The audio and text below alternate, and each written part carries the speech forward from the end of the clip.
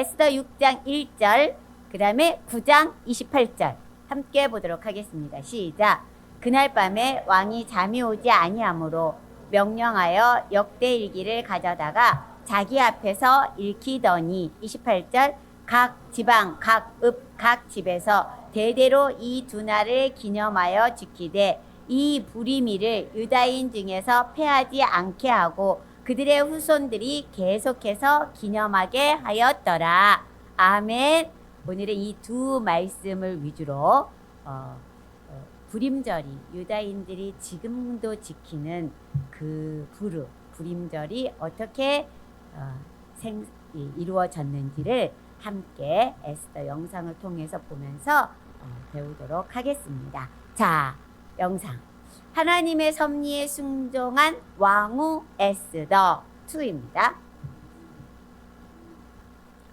자, 우리는 지난 시간에요. 모르드게가 총리가 된 하만에게 절하지 아니하여 가지고 하만이 이스라엘의 모든 백성을 유다인들을 다 죽이겠다고 생각한 이야기를 들었지요. 유다인 저 모르드게가 절을 안 한단 말이야. 내가 이제 저 모든 유다인들을 죽일 거야 라고 하만이 생각했어요. 그리고 어떻게 했어요?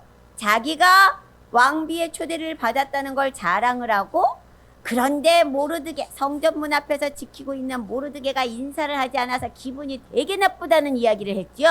그랬더니 그의 아내와 친구들이 어떻게 했어요? 높은 장대를 달아서 모르드게를 달아버리세요. 죽이세요. 막 이렇게 했잖아요. 그러니까 하만이 좋은 생각이야. 좋아. 나도 모르드게를 장대에 달기를 허락받아야 되겠다 하고 궁궐로 들어가는 거였어요. 그날 밤 왕이요, 아무리 잠을 자려고 해도 잠이 오지 않는 거예요. 잠이 오지 않는구나. 뭐 재밌는 일 없느냐? 임금님, 혹시 재밌는 이야기를 읽어드릴까요? 그래, 재밌는 이야기 좀 읽어보도록 해라. 그러자 신하는 왕의 역대일기를 가져다가 읽기 시작했어요. 근데 그 역대일기에 이런 일이 있는 거예요. 모르드게가 궁전 문 앞에서 지키고 있는데 갑자기 옆에서 쏙닥 그래 쏙닥 어우 그래 맞아 아우 세상에 왕은 자기 맘대로야. 우리 말은 듣지도 않는다고. 그래 우리가 왕을 죽이자 막 이런 영모의 이야기를 듣게 된 거예요. 그러자 그것을 모르드게가 얼른 에스더 왕비에게 알려주고요. 에스더 왕비는 또 얼른 임금님께 가서요 말했어요. 그렇게 했더니 임금님이 그 두 사람을 잡아서 처형했다는 이야기를 읽고 있는 거예요. 역대일기를 들은 왕은 신하에게 물었어요. 그 사람 모르드게에게 이 일로 어떤 상을 내렸느냐? 왜? 아무 상도 안 내렸다고 써있는데요? 이럴 수가. 그래서는 안 되지. 그런 용모를 알려준 사람에게 상을 내리지 않다니. 내가 좋은 상을 내려야겠다.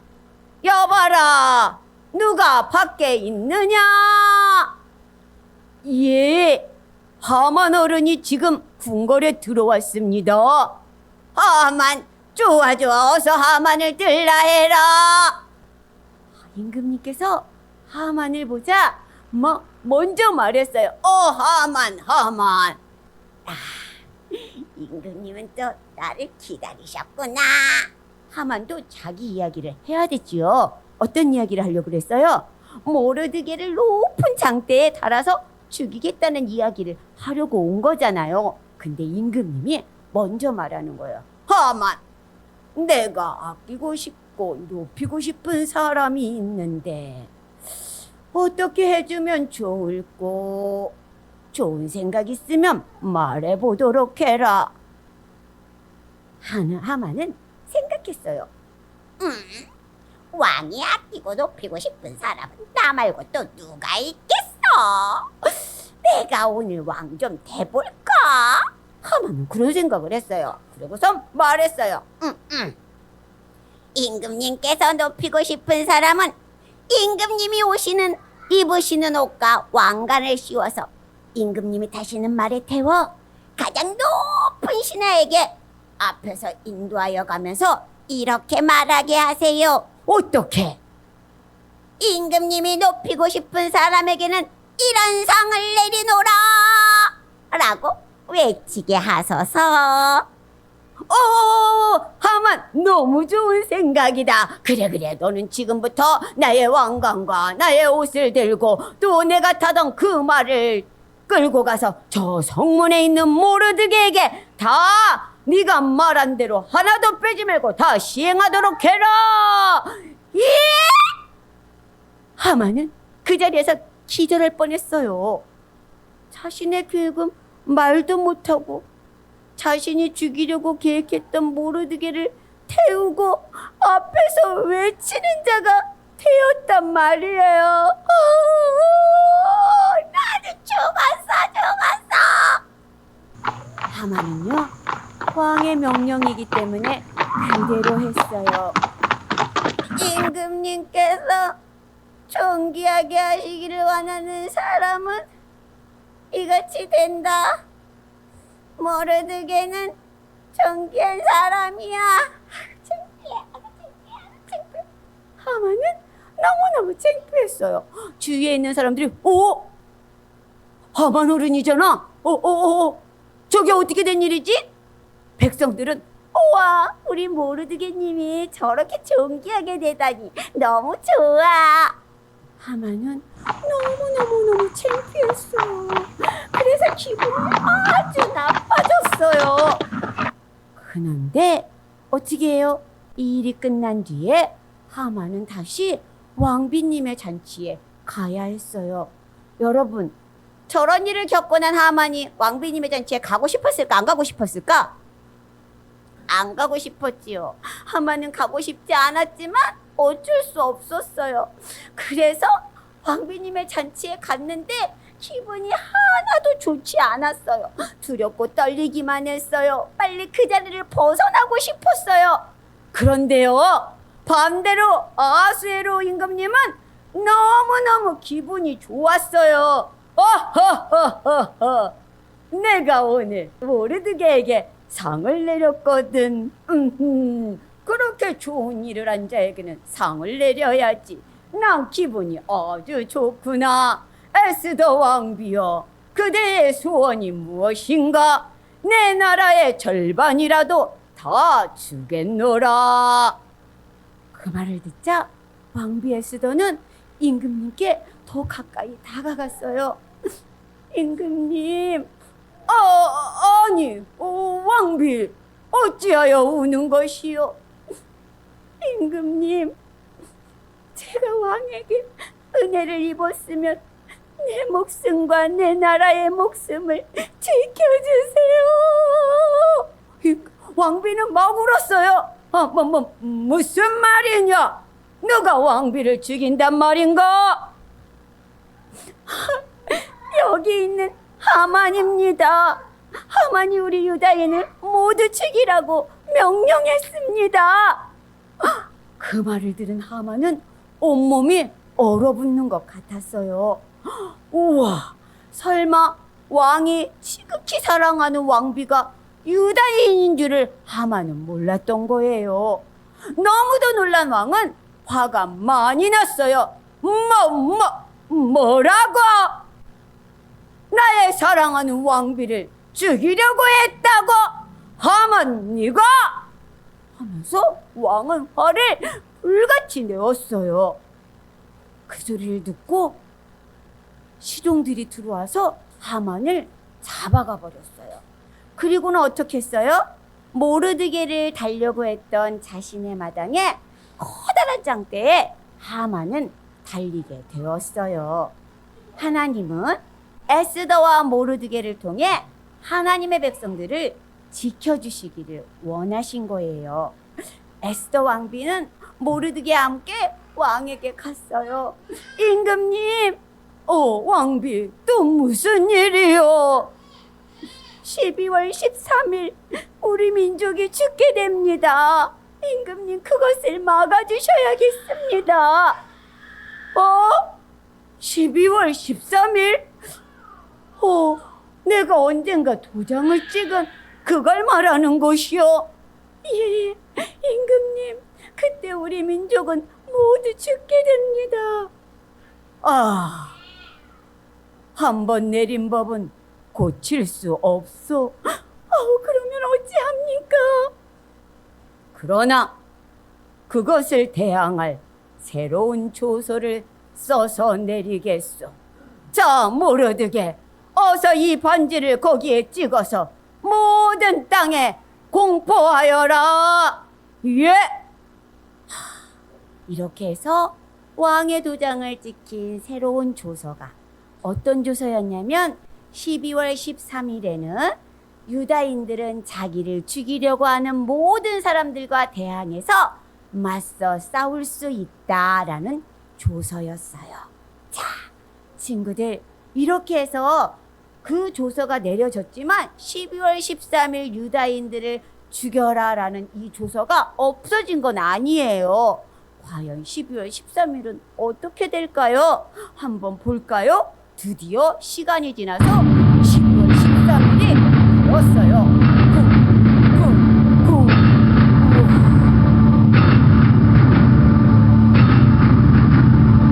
유다인들의 재물을 탐내는 페르시아인들, 또 그들을 맞서서 싸울 수 있는 유다인들은 어떻게 되는지 한번 봐요. 자, 카운트다운이 시작되겠습니다. 10, 9, 8, 7,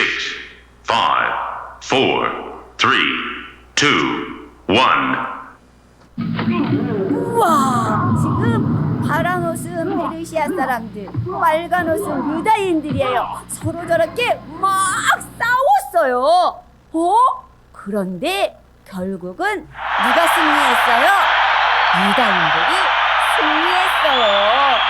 우와, 전국에 있는 모든 유다인들은 자신을 해하는 사람들과 맞서 싸워 자신의 재산과 가족을 지켜냈어요. 에스더 왕비는 하루를 더 그렇게 맞서 싸울 수 있게 해주었어요. 여러분, 유다인들은 이렇게 맞춰서 자신의 가정과 재산을 지킬 수 있었어요. 이 두 날 유다인들이 페르시아인들을 몇 명을 도륙했냐면 7만 5천 명을 도륙했대요. 와, 굉장한 많은 숫자예요. 이 많은 숫자들이 유다인들을 죽이려고 했을 뿐 아니라 유다인들이 맞서서 그들을 죽일 수 있었던 거예요. 자, 이 날을, 두 날을 12월 13일과 14일을 기념하는 날이 있었는데 그 날이 바로 뭐냐면 부림절이라는 거예요. 그 날은 지금도 이스라엘 나라에서 지켜지고 있어요. 부림이라는 말은 부르, 제비를 뽑다. 하만이 유다인들을 죽이는 날짜를 정할 때 제비를 뽑아서 정했다 하는, 기억하려고 하는 거예요. 우리나라가, 우리 민족이 저 페르시아 땅에서 이렇게 어려움을 당했어. 우리 잊지 말고 이 날을 기억하자. 이렇게 해서 정해진 날이랍니다. 자, 이렇게 하나님의 은혜는 놀라워요. 에스더를 왕비로 만든 이유가 있는 거예요. 하나님의 섭리는 그냥 되는 게 없어요. 이유가 있었어요. 유대의 여자 에스더가 왕비가 될 수 있었던 건 하나님의 이유가 있는 거예요. 어려운 가운데서도 모르드게가 높임을 받을 수 있는 것도 3일간의 금식을 통해, 금식을 선포하며 기도하였던 이들의 기도를 통하여 죽으면 죽으리라는 각오로 왕 앞에 나아간 에스더도 하나님은 자신의 백성을 지키는 방법이 바로 하나님의 사람들을 통하여서 쓰신 거예요. 여러분, 우리 에스더서에는요, 하나님의 이름이 한 번도 나오지 않습니다. 에스더의 저자는 누구일까요? 에스더? 성경학자들은 에스라, 모르드게, 이름 없는 유대인 이렇게 꼽고 있어요. 그런데 누구인지가 딱 정해지지 않고 있습니다. 에스더서는 하나님의 이름이 하나님이라는 말이 한 번도 나오지 않았지만 하나님께 대한 믿음의 결과로 구원이 제시되어 있는 책입니다. 에스더는 유대인의 국가적 절기 중에 중요한 절기 불임절, 지금도 매년 기쁘게 지켜지는 절기의 기원을 설명해주고 있습니다. 학자들은요, 에스더서가요 단지 문학작품이야 라고 말하고 있는데 성경은요 우리가 알기로 1.1획도 변함이 없는 하나님의 말씀임을 확실히 믿는 우리는 에스더서 역시 페르시아에 남아있는 포로민들을 구원하시기 위한 하나님의 놀라운 섭리로 이루어진 믿음의 사람들의 이야기이고 하나님의 말씀임을 알 수 있습니다. 자, 에스더서는요 승리로 마무리됩니다. 유다인들 모두 죽을 것 같았지만 결국 어떻게 했어요? 승리했어요. 우리에게 오는 모든 어려움, 이것으로 인해서 내가 죽을 것 같지만 결국은 어떻게 합니까? 승리합니다. 이것이 바로 하나님의 섭리입니다. 하나님은요 페르시아 제국 안에 살던 본국으로 돌아가지 않은 유다인들도 돌보셨어요. 어찌 보면 유다인의 정체성마저 사라져버린 사람들이었는데도 불구하고 말이에요. 하나님은 그들을 외면하지 않으셨습니다. 여러분 삶 가운데 하나님이 나를 모르시나 봐. 하나님 나를 돌보지 않아. 하나님은 내가 찾아도 대답하지 않으셔. 이렇게 생각될 수 있어요. 그러나 하나님은 절대로 그러지 않으신다는 거예요. 외면하지 않으신다는 거예요. 동일하게.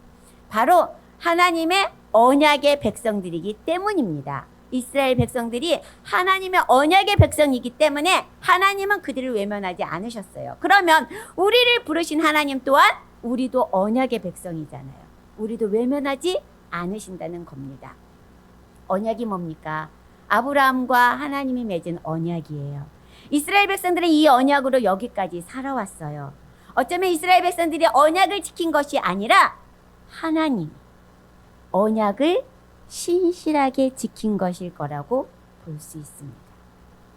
내가 지킨 거야가 아니라 하나님이 지키신 거예요. 그래서 여러분 책에 보면 옛날에 박영선 목사님이 쓴 책에 하나님의 열심이라는 책이 있었거든요. 그 책에 보면 뭐예요? 우리는 정말 우리 마음대로 했는데 하나님은 우리를 향해서 굉장히 열심히 일하시는 그러한 장면들이 나오는 것을 볼 수 있어요. 하나님이 이스라엘 백성들과의 언약을 너무도 신실하게 기억하시고 지키신 것이라고 볼 수 있어요. 자신의 백성들이 끊임없이 넘어지고 실수해도 그 백성을 끝까지 끌고 가시는 분은 하나님이십니다. 우리를 부르신 하나님은 우리와의 언약을 끝까지 지키시기 위해 오늘도 반항하고 넘어지는 우리를 이끌고 가십니다. 아멘. 여러분, 또 하나 볼 것은 모르드게의 믿음입니다. 여기서 에스더 4장 14절에 이 말이 나와 있어요. 이때 내가 만일, 모르드게가 에스더에게 하는 말이에요.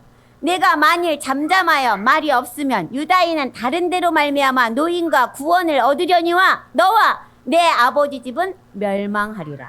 내가 왕후의 자리를 얻은 것이 이때를 위함이 아닌지 누가 알겠느냐. 이 말은 무엇이에요? 내가 나의 사명을 거부하느냐? 하찮게 여기느냐? 너를 쓰려고 했던 나의 계획을 바꾸겠다 이거예요. 하나님은. 네가 안 하겠다면. 그리고 어떻게 해요? 다른 사람을 쓰겠다. 너 대신. 하나님께서 우리에게 주신 사명, 하나님께서 우리에게 주신 모든 이러한 헌신, 이런 건요 축복의 통로예요. 여러분. 내가 안 하겠다 하면 하나님은요 다른 사람을 들어서 내 자리에, 내가 있던 자리에 앉혀서 구원의 역사를 이루시겠다는 겁니다. 바로 그 말이에요. 저도 때로는 힘들 때가 있어요. 내가 하는 이것을 놓아버리고 싶을 때도 있어요. 그러면 이 구절이 생각나더라고요. 하나님은 내가 아니더라도 다른 사람을 통해 하나님의 일을 하신다는 거예요. 그런데 나의 선택에 의해 나 같은 것도 하나님이 들어 쓰신다는 겁니다. 이걸 생각할 때 저는 감사가 저절로 나오더라고요. 하나님의 섭리로 에스더나 모르드게를 사용하셨어요. 그들이 없었다면 하나님은 다른 사람을 들어 쓰셨을 거예요. 그러나 그들이 선택된 겁니다. 여러분은 어떻습니까?